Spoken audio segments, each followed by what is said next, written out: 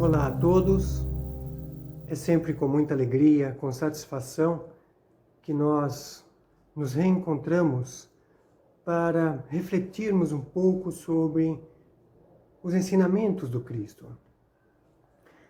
Nós vamos falar por um instante sobre o capítulo 10 de O Evangelho segundo o Espiritismo, itens 11 a 13. Não julgueis para que não sejais julgados. Aquele que estiver sem pecado, que lhe atire a primeira pedra. É bastante conhecida a passagem onde os fariseus e os escribas apresentam a Jesus uma mulher adúltera. E eles dizem que a lei mosaica pedia para apedrejar, para lapidar. Naturalmente que eles estavam colocando essa condição para testar o Cristo. E Jesus não se preocupa com o que chega até a ele no que dizia a lei mosaica. Ele continua a escrever numa pedra, segundo nos é narrado.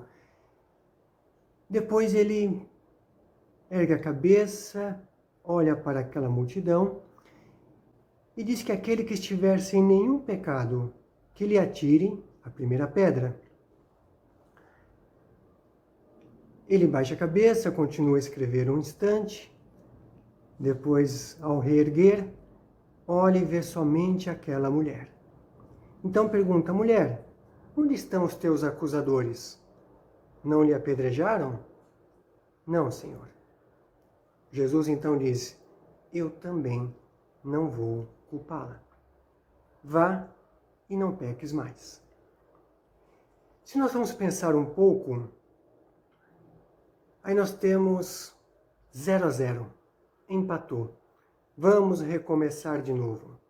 É o Cristo nos colocando na oportunidade de, através das dificuldades, através dos momentos equivocados os quais toda a humanidade passa, virar a página, recomeçar a história. E naturalmente que ele não está aí contrariando que um erro não deve ser identificado, não deve ser mostrado. Até porque isto seria uma utopia. A grande questão, o grande diferencial é que para apontar um erro, é necessário que quem o faz esteja acima moralmente.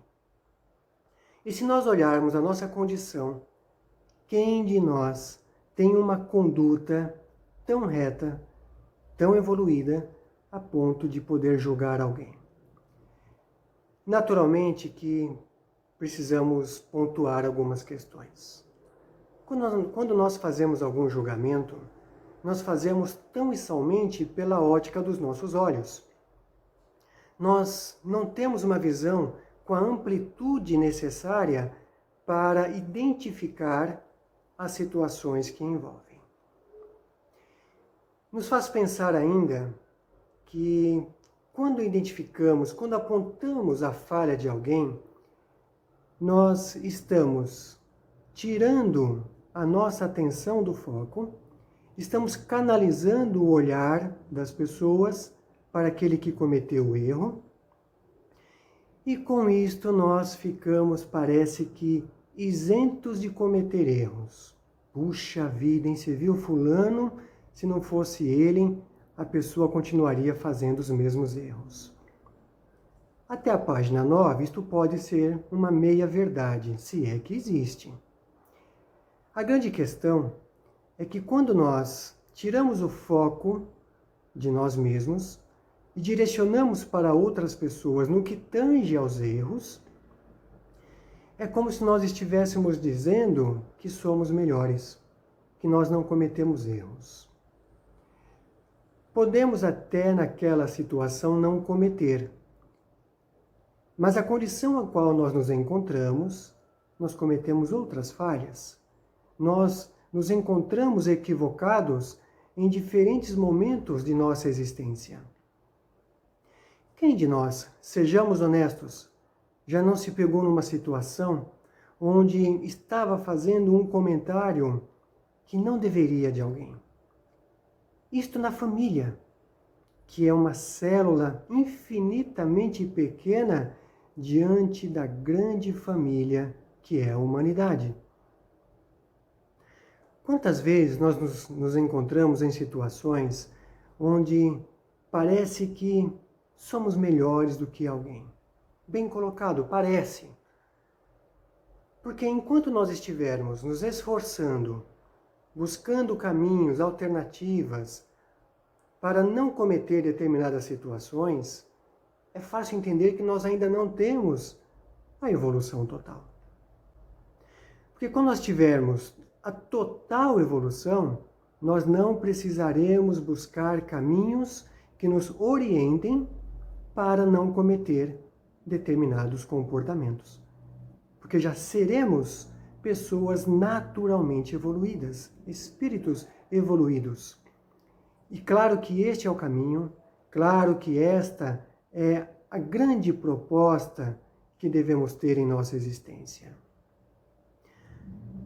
Agora, se um erro vai levar em evidência uma pessoa, em constrangimento, e nós vamos ficar na condição de melhores, é um grande risco. Porque aí nós estamos lidando com o nosso orgulho, com a nossa vaidade, o que é muito perigoso. Precisamos entender que devemos sim buscar incansavelmente esgotar todas as possibilidades de sempre lutar por um caminho pautado numa conduta da retidão, de solidariedade, de fraternidade. Portanto, nós não podemos deixar de pensar que somos falíveis. E quando nós nos colocamos nesta condição, acredito que é válido ressaltar que nós não somos os piores dos piores. Sobretudo porque nós somos filhos de Deus. Não somos filhos de qualquer um. Já começamos bem. Temos o cunho moral do Evangelho do Cristo, que é um norteador de valor singular para a humanidade. Se nós conseguirmos nos pautar no cunho moral do Evangelho cristão, nós minimizaremos em grande porcentagem as possibilidades de falha. É claro que o ensinamento é tão grande que nós não conseguimos ainda absorver muito.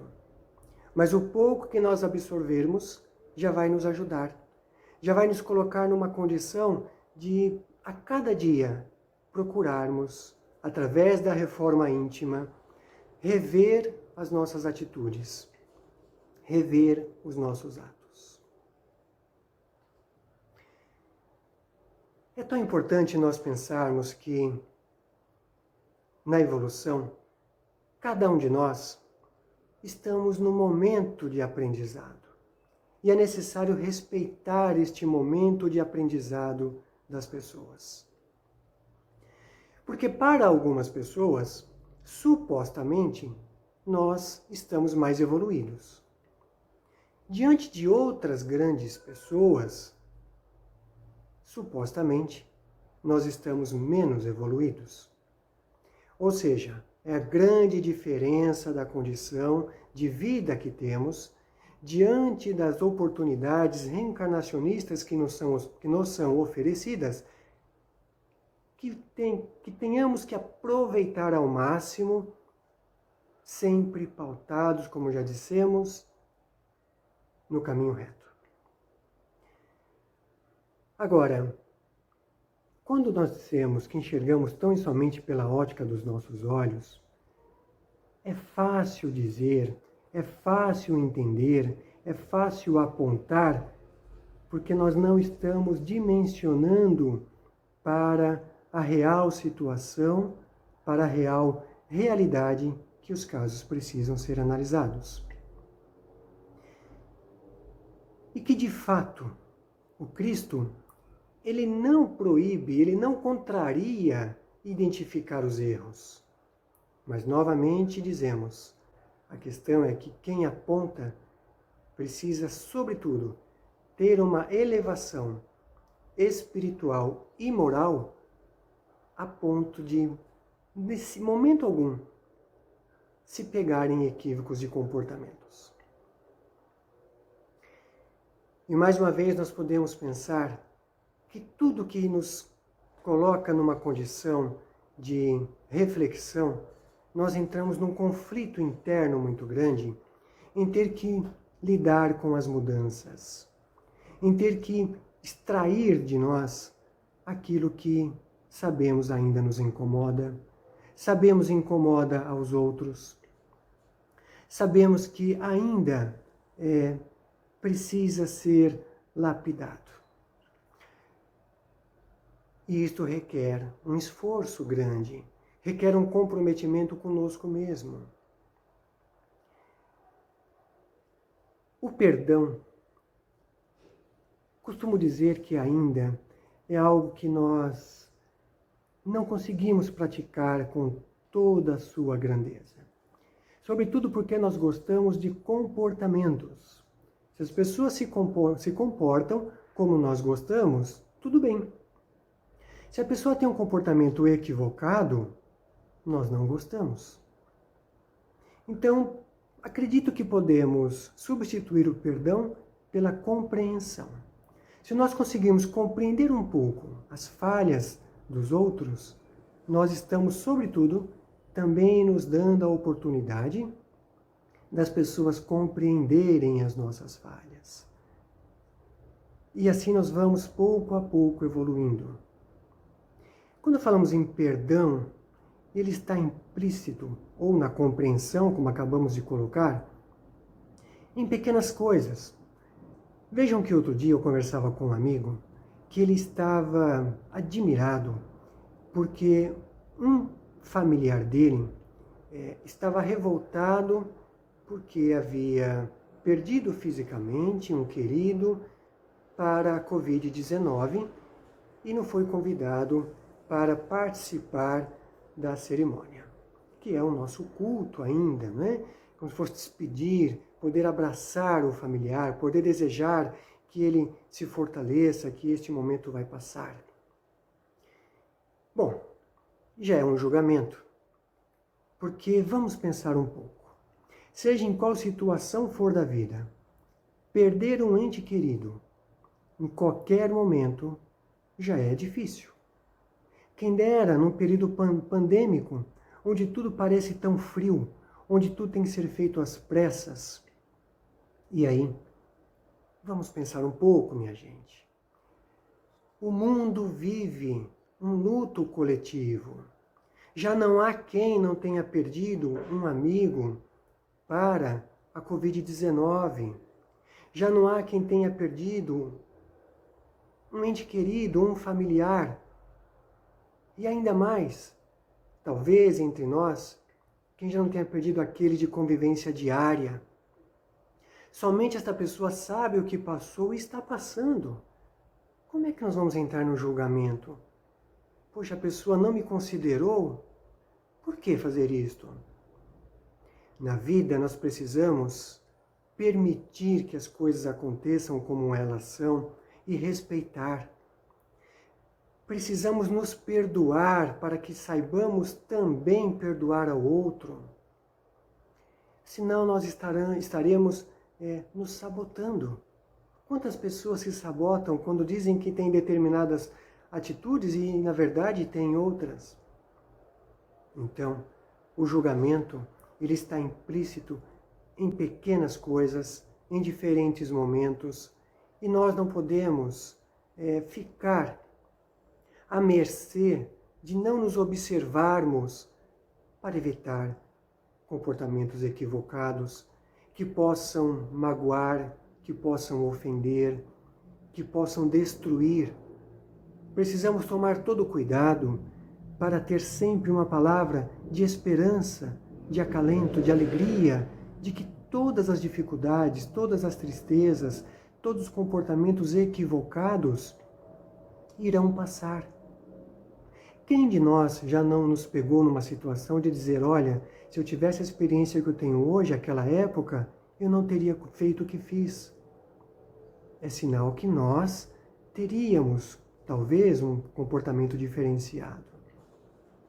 Então, o julgar, o compreender, requer simplesmente deixar as coisas serem como são, rogando ao Pai o devido direcionamento, a clareza de ideias, de pensamentos, que somente o Criador, com a sua infinita misericórdia e bondade, pode nos perdoar.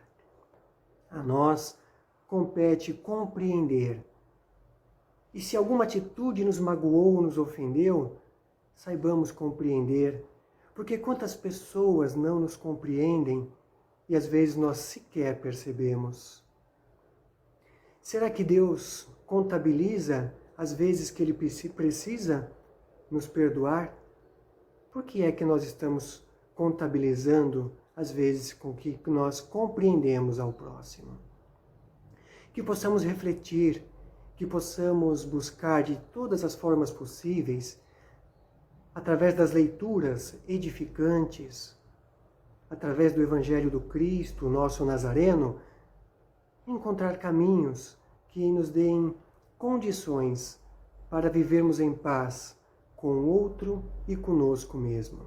Vamos nos transformar, onde a compreensão, onde a aceitação, onde, sobretudo, o amor ao próximo, a solidariedade, a fraternidade seja o grande norteador de nossa existência.